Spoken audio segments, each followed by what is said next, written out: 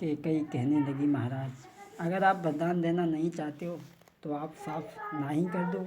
अगर आप वरदान नहीं देते हो तो तुम्हारा धर्म जाता है, और अगर वरदान देते हो तो प्राण जाते हैं। राजा सोचने लगे, रानी क्या कहूँ।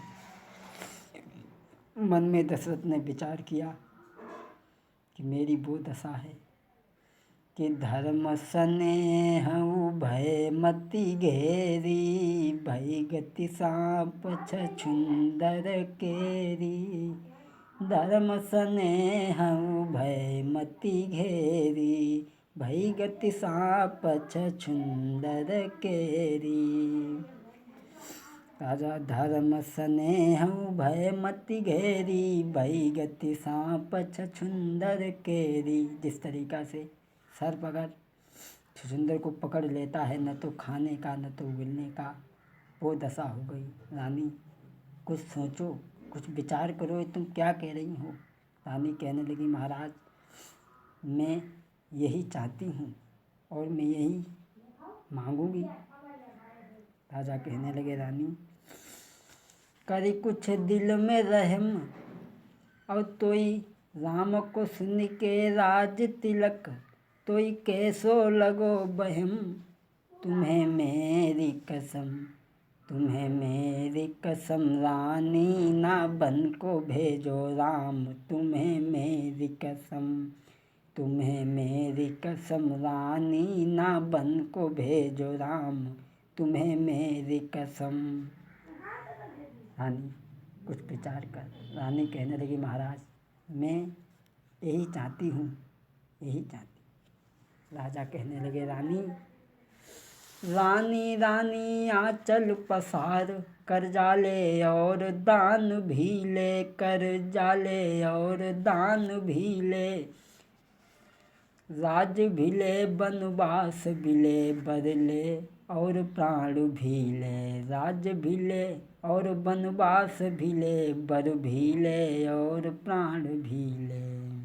रानी इतने शब्द कहकर के महाराज दशरथ हा राम कह के ज़मीन पर लेट जाते हैं, और कैकेयी महाराज के पास में इस तरीक़ा से ठाड़ी है जैसे शिकारिन अपने शिकार की तलाश में खड़ी हो। इधर मंत्री सुमंत जब महलों में आए तो मंत्री सुमंत ने क्या देखा कि आया मंत्री सुमंत जब महलों में, तो ये दृश्य हैरान हो गए मंत्री। आया तलाश में राजा की, खुद आप खो गया महलों में। मंत्री सुमंत महलों में जब आया तो दृश्य देखे हैरान हुए। आया तलाश में राजा की, खुद आप खो गया महलों में। मंत्री सुमंत ने देखा, कुछ देर रुका संभला, पूछा कैकेयी से पूछा, माताए क्या बाहर बजती हैं दुंदुबिया, इस ओर नजरिया आता है क्या। बोला, माँ बाहर खुशी का माहौल है और यहाँ मैं क्या देख रहा हूँ।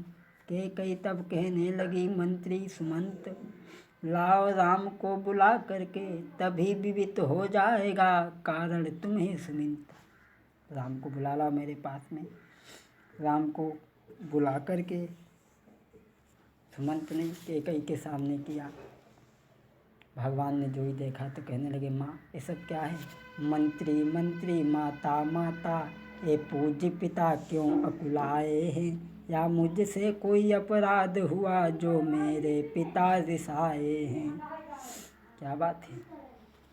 कैकेयी कहने लगी, बेटा मेरे 2 वरदान जो धरोहर के रूप में महाराज के पास में थे वो मैंने आज मांगी, इसलिए राजा वो देना नहीं चाहते, तुम्हें दूर करना नहीं चाहते हैं। राम को राज तिलक मैंने मांगा है, भरत को राज तिलक मांगा है, और तुम्हें 14 वर्ष का वनवास मांगा है। ये बात माँ की सुन कर के कहने लगे, हे प्रभु श्री राम माँ, अरे तूने 14 वर्ष का वनवास मांगा, 14 जन्मों का मांग लेती तो बार बार हमें आना नहीं पड़ता। और बोले, माँ सुनु जननी बै सुत बड़े भागी, जो पीतु मात बचन अनुरागी। ओ सुनु जननी बै सुत बड़े भागी, जो पीतु मात बचन अनुरागी। बोले, माँ ये तो मेरा सौभाग्य है जो माता पिता की आज्ञा का पालन करने का मुझे समय मिला है। कैकेयी कहने लगी, बेटा आओ, जाओ अपनी माँ कौशल्या से मिल कर के आओ। बोली, एक अंतिम आज्ञा है, तुम वापस फिर यहीं आना है, तुमको वापस फिर आना है। मैं बलकल वस्त्र मंगा करके तुम्हें वन को अब भिजवाना है। बोली, जाओ अपनी माँ से मिल कर के आओ और फिर मैं तुम्हें तपस्वियों की पोशाक पहना करके वन में भेजूँगी। भगवान श्री राम माता कौशल्या से आज्ञा लेकर के जब चले हैं तो लक्ष्मण जी कहने लगे, मैं भी साथ में चलूँगा। सीता जी ने जिद की है कि मैं भी तुम्हारे साथ में चलूँगी। तो भगवान श्री राम ने समझाया, तुम वहाँ हमारे साथ क्या करोगी, शेर भेड़ियों में जंगलों में कहाँ भटकोगी। तो सीता कहने लगी, महाराज कि जिया बिनु देह नदी बिनु बारी, और जैसे नाथ पुरुष बिन नारी। जिया बिनु देह नदी बिनु बारी, तैसे नाथ पुरुष बिन नारी। बोले, महाराज मैं भी चलूँगी। आज भगवान श्री राम माता पिता की आज्ञा लेकर के वन को चले हैं। कोई हंसता कोई रोता है, आकाशी चक्कर में पड़ के कोई हंसता कोई रोता है।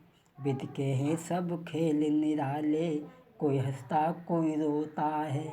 आकाशी चक्कर में पड़ कर कोई हंसता कोई रोता है। क्षमा करें, ये कथा राम वनवास की जो हमने दी है, ये बहुत जल्दी में हमारी कथाएं इस समय निकल रही हैं। क्षमा करें अगर कोई गलती हो जाए। एक बार भगवान का जयकारा बोलिए, सच्चिदानंद भगवान की।